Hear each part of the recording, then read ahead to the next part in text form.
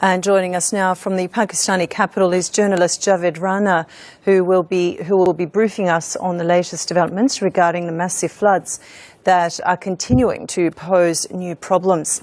Good morning, Javed. Thanks for joining us on the program. Thank you.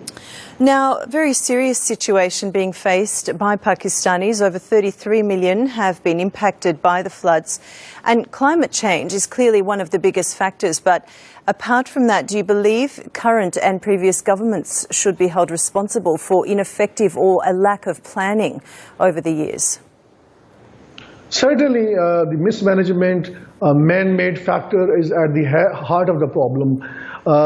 The reason every year flood occurs in Pakistan and then it sweeps away everything that comes on its way, thousands of people every year, hundreds of thousands of people every year, they are killed, hundreds of thousands of houses are collapsed. This is a kind of annual phenomena, annual humanitarian crisis. And at the heart of all this, I repeat, is the mismanagement of the successive governments.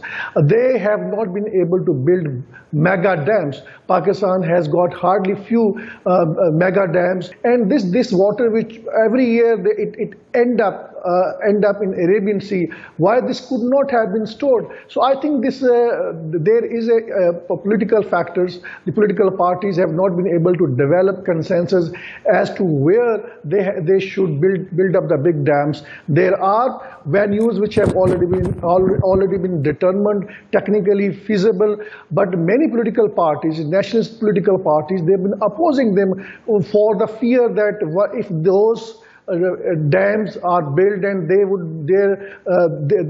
their edges are burst in the event of a flood, the people would be swept away. They would sink in it, and the other province like Sindh, they would object that they would not have water to irrigate their agriculture land. These are very flimsy justifications which I think now are responsible for the mess that Pakistan is facing now. It's a tragic situation that we are going through, and Pakistan's political parties, the successive governments, are certainly responsible for this mess. And how effective have rescue operations been to date, Javed? Are people easily being able to be carried out to safety and drier locations? What's that situation like? Well, the Pakistan military claims that it has managed to complete the rescue operation, at least in the southern province of Sindh. But again, I don't think that is the case. It may be true for the part of country's territory, but again, the northern western province, in the southwestern province, people still need a rescue to be rescued. There are the areas which the authorities, rescue operators don't know so far, and they are doing at their level best. But again, given the mega scale, the sheer scale of the flood, it is not that easy for the authorities to contain the crisis. But again, the bigger challenges which are going to be there in coming days and weeks, and that would be how to rehabilitate people, because there are 33 million people. How to rehabilitate them? Tens of billions of US dollars Pakistan needs. Their economy is already in a bad shape. The government is borrowing money from the other countries to pay back its previous loan. So I think it's a huge challenge for the government. But the only silver lining that I can tell you is the people of Pakistan. They are reaching to the affected areas. They are helping people. They are going there with the tents, with the food, with the clothes. All the people need. The biggest source of help is the common people of Pakistan who stand activated. The social organizations are there. The religious organization, particularly, let me point this out, most prominent and most effective in this crisis are the Pakistan's Islamic organizations. They are very much there on the ground. They are helping them, and I think that is the bigger source of satisfaction that at least that help is reaching there. But again, other authorities are also working. Given the sheer scale of this crisis, certainly Pakistan needs foreign help. Okay, all right. Now, on that, we have seen the Pakistani Foreign Minister and the Army Chief urging the international community to send essential aid. Now, tell us how the international community has responded and what are they currently providing? Well, Turkey, Arab countries like UAE, Qatar, they are all sending help. They are sending the food packets, tents, all that could possibly be needed for the flood-affected people. But this is just tip of the iceberg of what Pakistani people needs. Because at the end of the day, this flood would be over maybe within a matter of weeks. But how to rehabilitate them is going to be a bigger question. How far the government would be able to help them out. They need foreign aid and they need to generate their own resources. That is where is a big question mark, and that is where the big challenge is, and how far government be able to plead with the brotherly countries, with the international community to seek that help, because these people need to be rehabilitated. At least 300,000 houses have collapsed.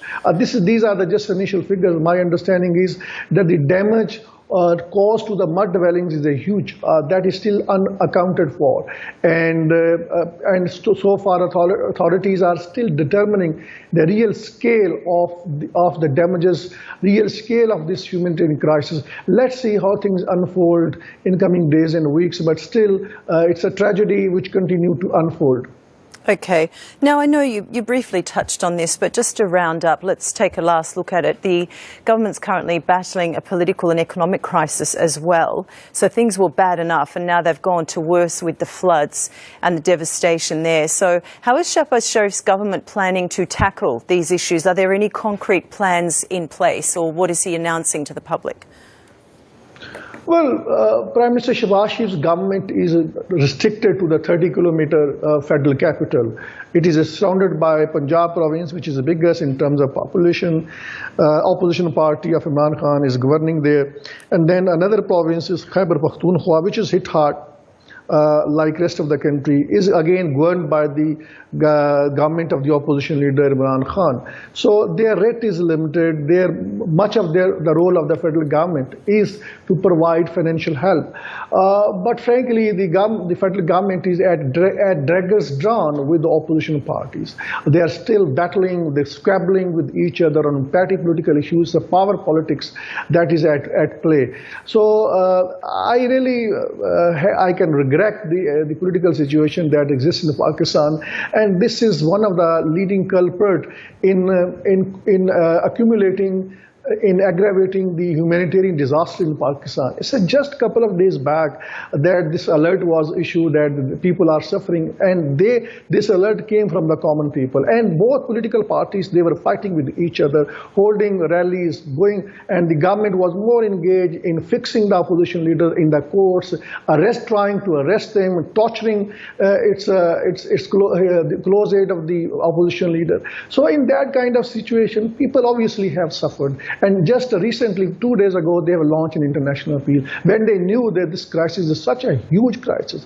3,000-kilometer long road that has damaged. The road networks have damaged. Many parts of the countries, they remain disconnected with each other. And the government came into action just a week ago, maybe 3 days, 4 days back. So I think the problem lies with certainly the dirty politics that Pakistan's politicians are playing at the cost of the common people, at the cost of the tragedies that we are now witnessing. Okay, thank you so much for joining us, Javed. It's always a pleasure having you on NewsHour.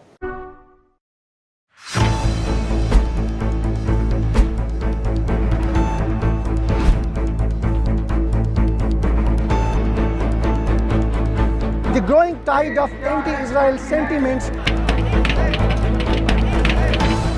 What you see behind me is just tip of the iceberg of what is happening in the country. More than half of $52 billion black CIA budget is spent on espionage network in Pakistan. How would you handle it? The US has looked upon Pakistan as an ally at one point, and then as an enemy at the same time. That is going to be the first legal reason on the basis of which he is going to be instantly ousted by the Supreme Court of Pakistan. Joining us live, Javed Rana, who's an expert on politics and geostrategic issues. In the world politics, which is not being driven by any moral principle, it is being driven by the hard geostrategic realities. In a broader picture, more countries would aspire to have nuclear weapons.